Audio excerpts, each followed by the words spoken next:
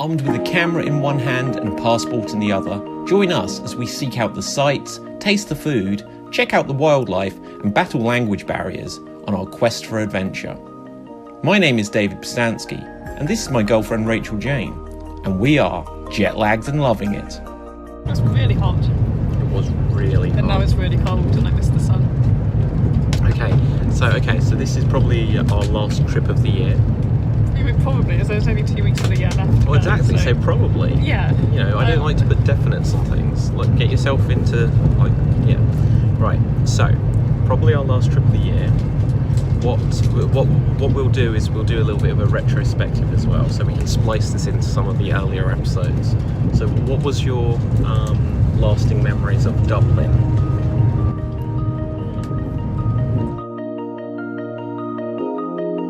Oh look, we're on a plane. Is this going to do this thing where it goes and like stops for 5 minutes now? Yeah, probably. And use up all your bathroom.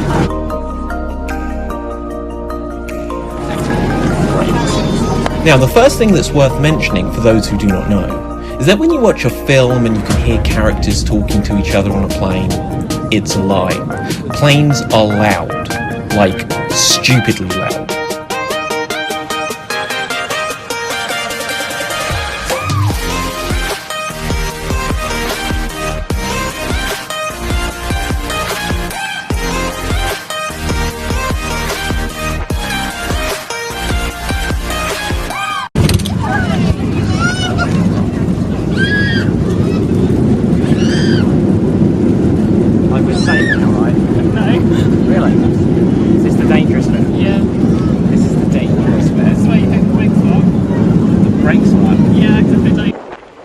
As if by leprechaun magic, we stepped off the metal bird from Ryanair and were eager to explore all of what Dublin had to offer.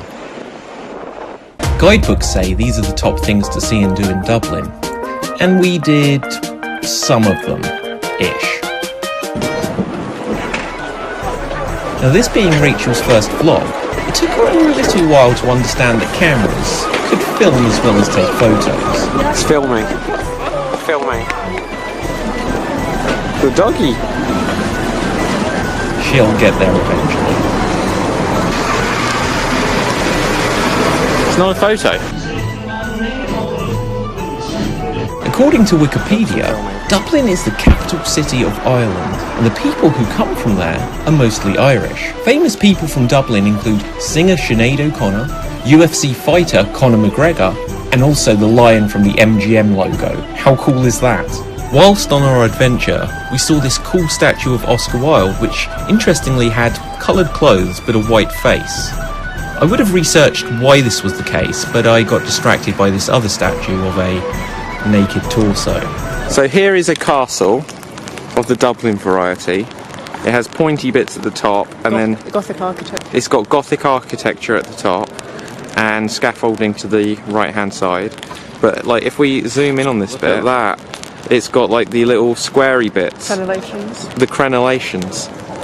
But then look at that, like 16th century scaffolding. And then if you actually look up to window, you might see the ghost of Dublin. So what was your lasting memories of Dublin? We did an escape room. Yeah. We have no footage of that, so that's going to make it an interesting thing to edit together. We've got that photo of us in the red cloaky things outside, so you could just do something with the photo. Animate the photo or something. No. But that's what you're seeing on screen now. Okay. It's raining. What do you feel about the rain, Rach? I think I planned the weather very well. It didn't rain yesterday. Rachel thinks she could plan weather. Rain or shine, we continued to our next destination. Another fun fact is that the noise the crossing lights made sounded like MRI scanners. Now, you don't get facts like that from Michael Palin, do you? Okay, so grey building clock, grey building clock, grey building clock, creepy man touching himself on the toilet. How are you, Rachel? So, what else from Dublin? I took you to a library, and I think it was your first time in a library. Ouch. We went to the Kells Museum about the Book of Kells, and I'm not going to lie, I don't remember anything about it other than the fact it looked like... It was a big old book. It looked like a... The library was really nice. What facts do you remember about this Book of Kells? It was something like biblical-y, I think. Something like biblical-y. Yeah, something like that. Okay. And biblical-y it was. Apparently from around 800 AD, the book is widely regarded as Ireland's finest national treasure.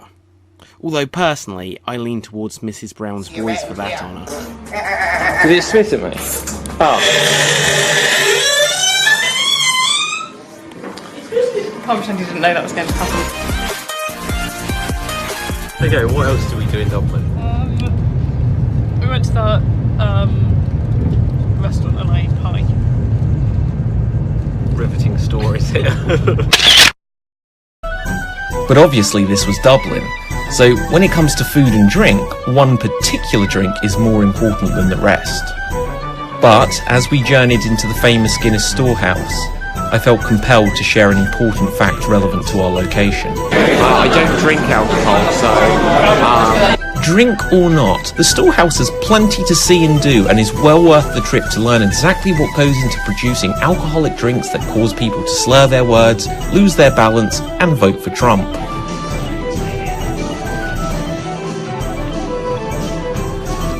There you go, fixing the world's problems one tie at a time.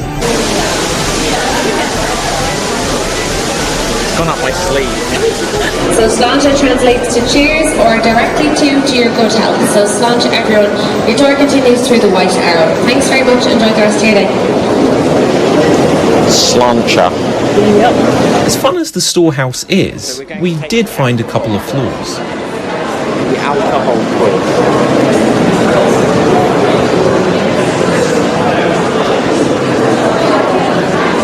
It doesn't work. Now, as Rachel points out here, the fresh barley grain begins its roasting journey. It's missing an apostrophe. Do you like Guinness? The first night when we got there, like we went straight from the airport, dropped a bag in the hotel, and went straight to a pub for Guinness. Yeah. I loved it. The second night when it was like the live music, Not so much. had a Guinness, it was like, yeah, it's pretty good. And by the time we got to the Guinness Museum, It had to have a no, whole it wasn't a pint. museum. Factory. Yeah. It's the Guinness factory. Oh yeah, but it was like museum-y. Upon reaching the top of the Storehouse, you're treated to a fantastic view across all of Dublin, and treated to a free pint of the brown stuff.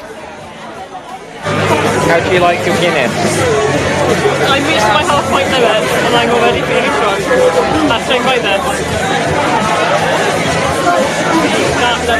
And so our time at the Guinness Storehouse ended, and we went to my favourite thing in Dublin. And we went to a wax museum, which was actually the best part of the entire journey.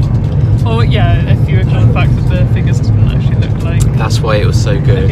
The Wax Museum in Dublin is different to something like Madame Tussauds. It doesn't feature loads of current celebrities and public figures. Instead, it feels like looking through a toy section of a charity shop to see a random selection of action figures that vary in era and quality. Highlights include Arnold Schwarzenegger from the 1997 Batman and Robin, Michael Jackson with the fullest eyelashes of all time, 1970s Superman, 1970s Dracula, Weight Watchers Santa Claus, and overweight Elvis. Who doesn't look like Elvis? Were you dancing with Jedward? They should make this wax museum great again. He doesn't look like a real person. Thoughts? We've got to take more than wax to make him great again. Exactly. Because there's something I need to point out to you. Here we see the Frankenstein's monster, the creature, the watcher.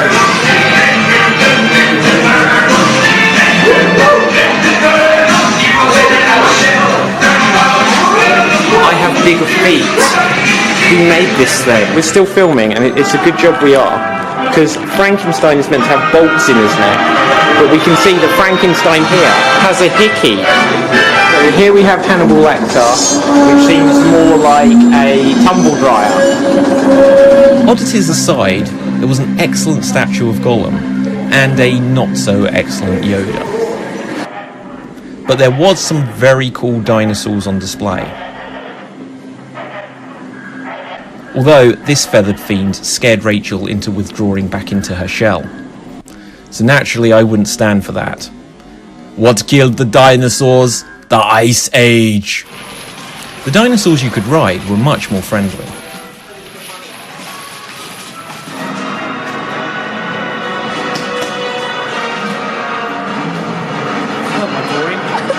Speaking of groins, what the hell is this thing? Outside of the toy box of Waxworks, there was lots of interactive features which make the museum a joy to explore. Right, here we go. I can do this.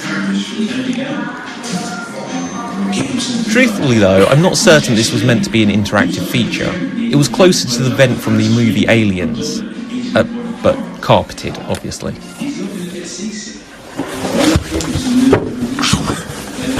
There's nothing, there might be something this way. There's like a hole there for your face, but we don't have to do that bit. My pants might be falling down, so Don't go on there. Here we go. Can you see me? No. Hang on, just poke the camera around the corner. Hello! No, but point it upwards. Hello! Right, well, you go back down and my face will poke out somewhere in a minute. The Wax Museum also had a mirror maze, for some reason. So Rachel and I decided to have a little race. Upon reflection, we agreed this was a good idea. Place your bets on who you think will win.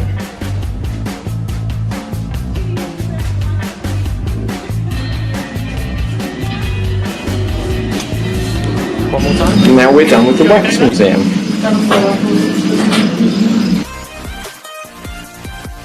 Being in Ireland, we had hoped to see real-life leprechauns, but this statue was the closest we got. And other than a horse and a dog, the most interesting wildlife we saw were the birds. Can you hear them? They're like massive as well. Hang on, look. They're called herring gulls. We get them in the UK and in Ireland because they're quite close to the coast. They're really not that rare. Look at them. They look like the size of dogs. We may not have seen a leprechaun, but we did see this Irish merman who was floating around in the River Iffley. We did suspect that he had upset the birds and was pushed in.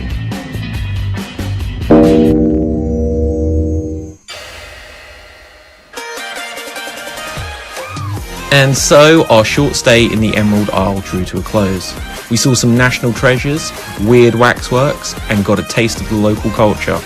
As the first trip on our adventures, Dublin felt similar to England. Oh, except the MRI scanner traffic lights, of course. They were weird. But aside from that, the trip was a great success and whet our appetites for our next adventures further afield. So, until next time, sláinte!